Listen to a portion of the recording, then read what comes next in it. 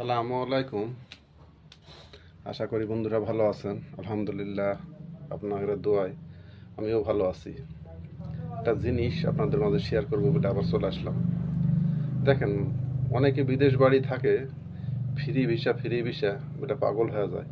Free visa আর কোম্পানির ভিসার মধ্যে পার্থক্য দেখেন। ফ্রি ভিসা বলতে গেলে মালিকানা ভিসা। দেখেন পার্থক্যটা কি, ভিডিওটা দেখতে থাকেন। দেখেন, সর্বপ্রথম সকালবেলা কিন্তু এখানে কাজে গেছি। কাজের সাইডটা কত সুন্দর, আকাশের আবহাওয়া।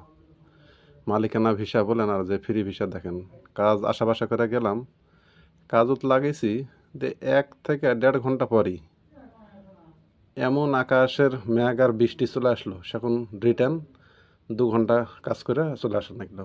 কিন্তু এখানে দেখা আছে আপনার, যদি কোম্পানির ভিসা হতো, এই যে দেখেন বৃষ্টি চলে আসছে, বৃষ্টির জন্য আর কাজ করা গেল না। এখানে কিন্তু মাত্র 10-20টা রিঙ্গিত পেলাম।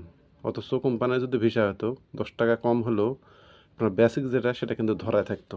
তো অনেকে কিন্তু এই জিনিসগুলান বুঝতে চায় না। যেমনি সুবিধা আছে সেমনি দুঃখও আছে।